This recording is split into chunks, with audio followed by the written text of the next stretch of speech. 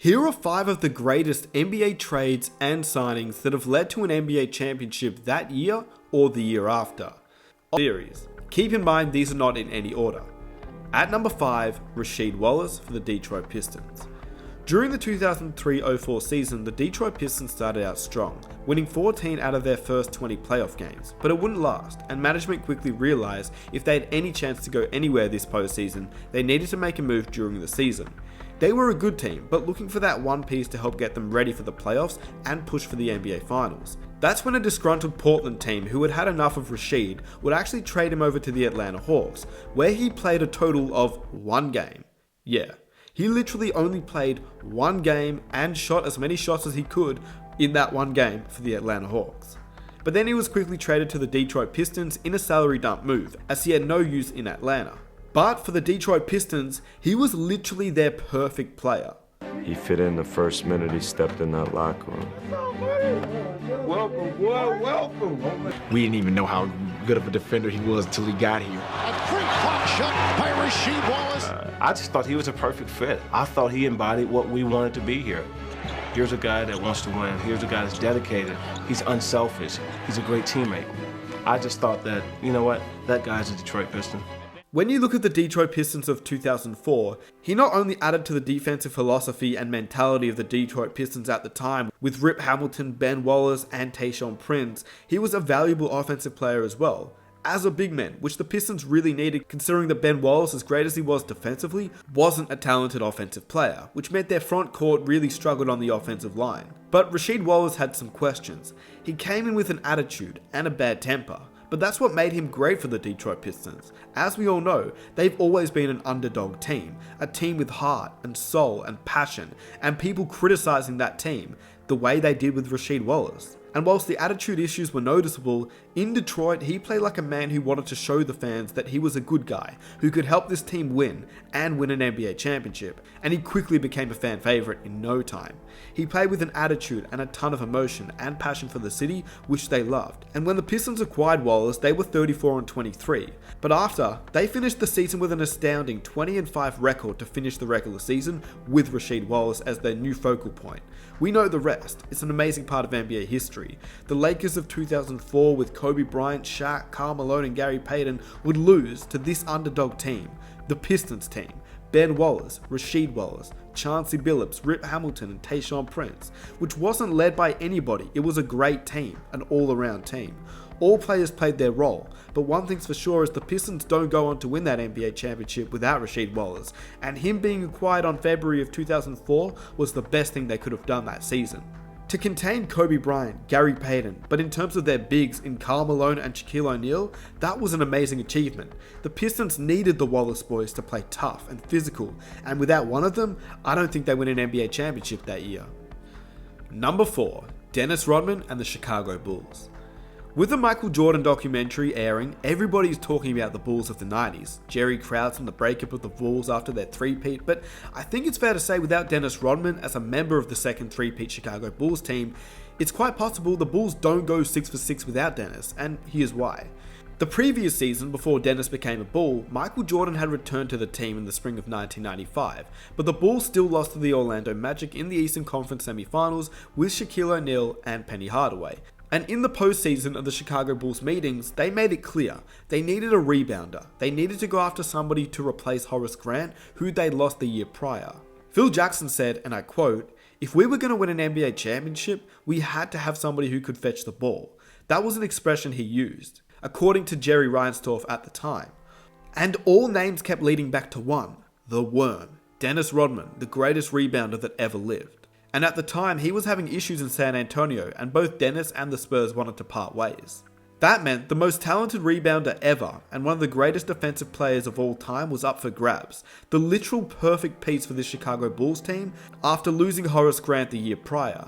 The big question at the time was, would Michael Jordan be okay with it? Would Scottie Pippen even accept him? And I was just wondering how these guys gonna take me. I went to Jerry Cross's house. Phil Jackson was there, Michael was there, Scottie was there. Phil Jackson got to the point, he said, "Dennis, the first thing I want you to do is go over and apologize to Scottie Pippen." I definitely can say I wasn't overly excited to get him, but it didn't take me long to say yes. So I went outside and we talked for 5 minutes and stuff like that. And Scotty said, it's okay. Everything's fine, man. Don't worry about it. The Spurs today traded the controversial Rodman to the Chicago Bulls. We know what he had done to Scottie Pippen, especially that shove that sent Pippen into the crowd, and could have seriously hurt him. Not to mention, he was a part of the bad boy Pistons, who Jordan and the Bulls seriously hated. Even their fans despised Dennis Rodman at the Pistons at the time, considering if you were a bad boy, you were not welcome in Chicago. But in the end, they all agreed. Phil Jackson, Jordan, and Pippen said, if we were going to win an NBA championship, we needed Dennis. And that's what they did. They went out, got Dennis Rodman, and after that, they went on a 72-10 year, the best record of all time, winning the first of 3 NBA titles. 2 years later, they had won 3. I think it's hard to believe that without the addition of Dennis Rodman, who would do all the dirty work, allowing Jordan and Pippen to focus more offensively and on their assignments defensively, knowing that Dennis had their backs, I don't think the Bulls would have won 3 NBA championships after their first 3-peat without him. I mean, you really think about the way he locked down Karl Malone and aggravated him in the NBA Finals on multiple occasions. What he did to Shaq in the 1996 Eastern Conference Finals after previously losing to Shaq and the Magic the year prior without Dennis Rodman. I'm not saying that the Bulls would have struggled, of course. After all, they still have MJ and Scottie Pippen, but Dennis Rodman was an amazing signing that can't go unnoticed by Jerry Krause, despite what people think of him. And without Dennis Rodman, I don't think the Bulls win those 3 NBA championships. Number 3. Clyde Drexler and the Houston Rockets. After an NBA championship in the 1993-1994 NBA season, the Houston Rockets were expected to dominate that next season, considering they'd won an NBA championship the year prior, and they did. The Houston Rockets that season started off the year 9-0, but quickly that became 25-15 by the end of January, and the Rockets didn't look like that championship team from the year prior. On the other hand, with the Blazers out of serious contention for a championship and Clyde Drexler being extremely loyal to that team for many years, carrying that Portland Trailblazers team to 2 NBA Finals appearances during that time, they felt obligated to honor his request, sending him over to the Houston Rockets to play with his college teammate, Hakeem Olajuwon. And midway through the 1994-1995 NBA season, the Portland Trailblazers star had switched into a Rocket, and whilst Clyde the Glide had always been known as a fantastic player, he was going from a first option to a team with Hakeem Olajuwon, who would come off an NBA championship, a Finals MVP, and a regular season MVP. Which meant that Clyde the Glide was brought in to help the Rockets defend their title, but as an effective second option, which was something he hadn't done before. He was aging though, and to be back in Houston and reunited with his good friend Hakeem Olajuwon meant that the results were immediate, as Drexler played 35 games in Houston and finished second on the team in scoring with 21.4 points per game, in addition to 1.8 steals, which led the team, and 4.4 assists, which was the second most on the team. But Clyde's contributions were even better during the postseason, averaging 20.5 points per game, and led the team in steals and assists during the 1995 playoffs. Once again, Clyde Drexler had made the NBA Finals for the 3rd time in his career, and as they say, 3rd time's the charm. During the 1995 NBA Finals, Clyde Drexler played great, increasing his scoring, rebounding, and assist numbers to 21.5 points per game, 9.5 rebounds, and nearly 7 assists. Drexler was the facilitator for the Houston Rockets during the NBA Finals, as he led the team in assists. And once again, like every other player mentioned, he was a huge reason as to why the Houston Rockets won that NBA championship that season. Without the mid-season trade to get Drexler, I highly doubt the Houston Rockets would go on to beat Shaq and Penny, who looked dominant that year. Number 2, Ray Allen and the Miami Heat.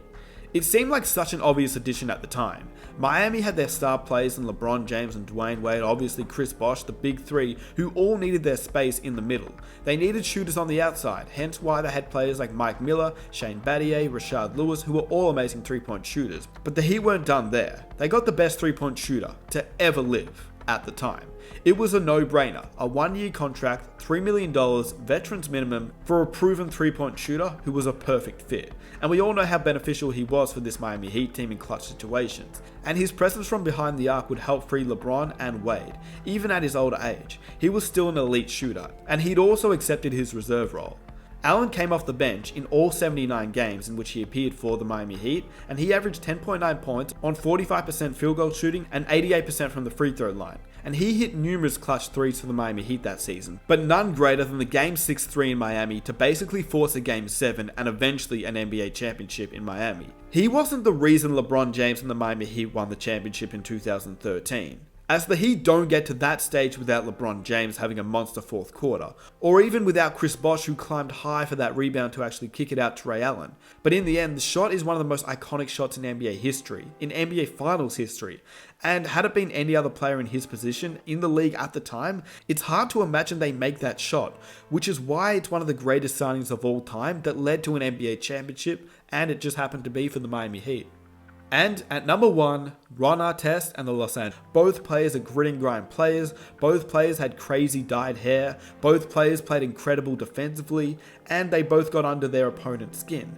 Both players had served suspensions in the league, and as great as Kobe and Jordan were, without Artest and without Dennis Rodman to do the dirty work, it's hard to say they win their NBA championship or championships without them. Prior to the 2009-2010 Los Angeles Lakers campaign, a number of moves were made by the Lakers in order to benefit Kobe and the team by becoming more of a veteran squad so that Kobe could go to battle in the playoffs and the Lakers would be ready to defend their title of 2009. They allowed their young, developing star in Trevor Ariza, who the Lakers were very high on, to be sent to the Houston Rockets. In return, the Lakers were able to sign Ron Artest to be their defensive specialist. He would play the same role as Trevor Ariza did for the Lakers, except that Artest was more of an established player, but he also had some issues that the Lakers needed to watch and keep in mind. But they had Kobe Bryant, and Kobe was going to put him in line. And we all know how talented Artest was on the defensive end.